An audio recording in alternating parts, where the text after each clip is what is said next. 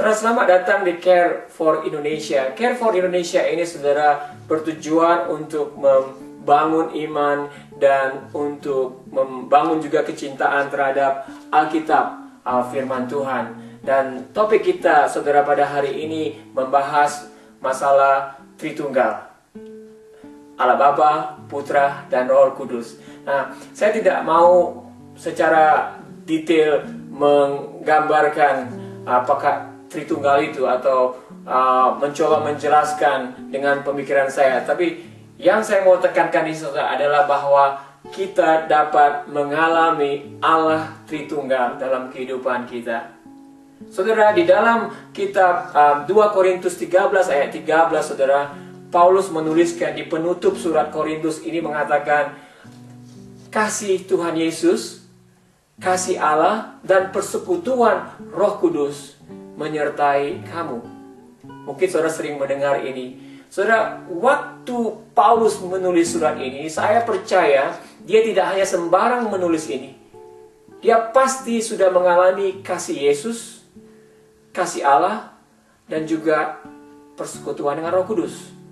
Pengalaman itu saya percaya membuat dia menuliskan surat ini. Jadi ada perbedaan pribadi Yesus, Roh Kudus, dan Bapa. Dari sini, saudara, saya ingin kita belajar bagaimana sebenarnya kita bisa mengalami ketiga pribadi di dalam Tritunggal ini. Saudara, doa adalah salah satunya.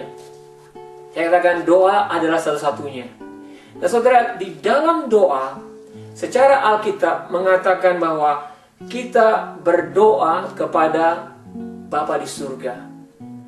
Di Yohanes 16, 22 sampai 24, Tuhan Yesus mengajarkan, My Father will give you what you ask in my name. Di dalam doa Bapa kami juga Tuhan Yesus mengajarkan, Bapa kami yang ada di surga, kita mengalamatkan doa kita itu kepada Bapa di surga. Dan bahkan juga Paulus di dalam Filipi pasal 4 ayat 6 mengatakan, let your request be known to God, pada Bapa di surga. Jadi kita mengalamatkan, mengadreskan doa kita itu kepada Bapa di surga. Alkitab mengatakan demikian. Nah, bagaimana dengan kalau kita berdoa kepada Yesus? Saya katakan itu tidak salah, saudara. Yang saya mau katakan di sini adalah Alkitab mengajarkan kita untuk berdoa kepada Bapa di surga. Dan yang kedua, saudara, di dalam doa kita melihat kepada perbuatan-perbuatan, perkataan-perkataan Tuhan Yesus. Kenapa ini penting, saudara? Di dalam 1 Tesalonika 1 ayat 3, Paulus mengungkapkan bahwa kasih jemaat Tesalonika ini dan iman mereka itu diinspirasikan oleh Yesus. Artinya didapat dari perbuatan dan perkataan Tuhan Yesus. Itu membuat mereka memiliki iman, itu membuat mereka memiliki kasih. Kalau kita berdoa, kita sungguh membutuhkan iman, ya enggak? Karena kalau kita berdoa tanpa iman, bagaimana mungkin kita bisa mengharapkan sesuatu yang baik terjadi untuk menjawab doa kita? So, di dalam doa, kita berinteraksi dengan perbuatan dan perkataan-perkataan Tuhan Yesus. Dan perkataan dan perbuatan itu membangun iman kita. Jadi yang kedua, saudara, adalah Yesus di dalam doa berinteraksi dengan kita melalui perkataannya. Kita berdoa kepada Bapa di surga, kita berinteraksi dengan perkataan-perkataan Tuhan Yesus. Dan yang ketiga, saudara, di dalam doa kita berinteraksi dengan Roh Kudus. Nah, di dalam Kisah 1 ayat 8 dikatakan kalau Roh Kudus turun atas kamu, kamu akan menerima kuasa. Berulang kali kita mencoba berdoa dan berulang kali saya percaya, saudara, gagal untuk berdoa karena daging ini lemah. Kita nggak bisa berdoa. Roh ini penurut, mau, tetapi daging ini membuat kita tidur. Daging ini membuat kita mikir sana, mikir sini dan sebagainya sehingga kita nggak jadi berdoa. Tetapi, saudara, Roh Kudus di dalam Roma 8 ayat 26 sampai 28 menjelaskan bahwa Roh Kudus menolong kita berdoa. Roh Kudus menolong kita berdoa. Nah, dalam banyak hal, saudara, di dalam kita menunggu Tuhan, kita nggak punya kekuatan, daging kita ini lemah dan mau istirahat tidur, kita katakan, oh mungkin saya hanya bisa berdoa 5 menit. Tetapi saudara, kalau saudara percaya dan mau menunggu lebih lama, kadang-kadang kita merasakan ada kuasa yang luar biasa yang mengalir dalam diri kita, sehingga membuat kita bertahan berdoa bisa 1 jam, mungkin lebih.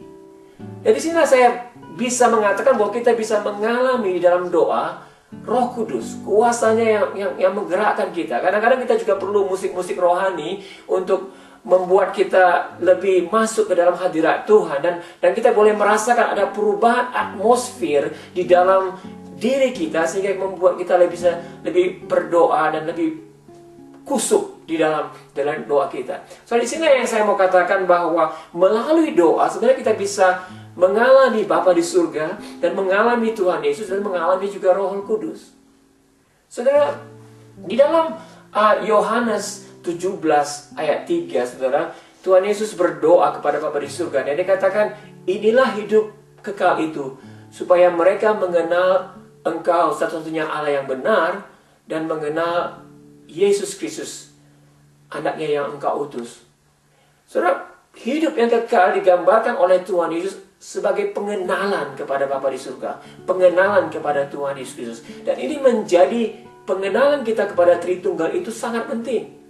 Oleh karena itu, doa adalah sebagai sarana kita untuk mengenal Tuhan. Kalau kita berdoa kepada Bapa di surga, berdoa dengan melihat dan berinteraksi dengan perkataan-perkataan Tuhan Yesus, dan memberikan diri kita menunggu supaya Roh Kudus menolong dan menguatkan kita berdoa. Nah, saudara, selain itu juga di Yohanes 14 ayat 9, Tuhan Yesus mengajarkan kepada murid-muridnya, kalau engkau telah melihat aku, engkau telah melihat Bapa. Persekutuan Yesus dengan Bapa itu begitu eratnya, saudara. Nah, ini yang mau saya katakan, saudara. Di dalam Yohanes 17, 20-21, Tuhan Yesus menggambarkan bahwa aku di dalam Bapa dan Bapa di dalam aku. Nah, yang mau dia gambarkan kepada kita, dia mau kesatuan orang-orang beriman itu seperti kesatuan dia dan kesatuan Bapa. Supaya apa, saudara? Agar mereka menjadi satu dan tinggal di dalam kita. Maksudnya tinggal di dalam Yesus, tinggal di dalam Bapa, tinggal di dalam Roh Kudus. Panggilan ini sangat-sangat luar biasa indah, saudara. Kenapa? Karena sudah ada persekutuan antara Bapa di surga, Tuhan Yesus, dan Roh Kudus. Sudah ada persekutuan itu, pembicaraan itu.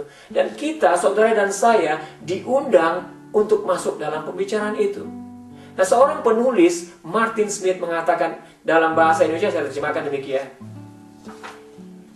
Doa kita bukan mengadakan percakapan dengan Tuhan. Doa adalah bergabung dalam percakapan yang telah berlangsung di dalam Allah Tritunggal. Doa adalah diundang untuk berpartisipasi dalam keintiman relasi antara Bapa, Putra, dan Roh Kudus. Di situ sudah ada tarian kekal yang berlangsung dalam ayunan penuh, dan kita tertangkap dibawa ke dalamnya. Doa adalah membiarkan diri kita bergabung dalam tarian itu dan mengalami gerakan-gerakan interaksi terus-menerus dari pribadi Allah Tritunggal. Saudara, kalau kita mengenal Tuhan, kita mengenal kepribadian daripada Allah Tritunggal itu akan membawa kita kehidupan yang kekal. Seperti apa yang kita baca tadi dari Yohanes 17 ayat 3. Dan saudara, saya memiliki kesempatan untuk pengenalan itu. Dan salah satu caranya yang saya katakan di saudara melalui doa. Sekali lagi, kita berdoa kepada Bapa di surga. Kita berdoa dengan interaksi dengan firman Tuhan, firman Kristus, mengingat, merenungkan perbuatan dan perkataan-perkataan Tuhan Yesus. Dan kita berdoa dengan kuasa Roh Kudus. Pada waktu kita menunggu Tuhan, kuasa Roh Kudus turun atas diri kita dan mampukan kita berdoa lebih powerful, lebih berkuasa dengan iman. Saudara mau melakukannya, saya percaya saudara bisa. Hanya saudara boleh membuka hati saudara dan boleh untuk mencobanya, mempraktekkannya. Pasti saudara akan melihat terus-menerus pengenalan kita kepada Allah Tritunggal akan semakin mendalam. Tuhan memberkati.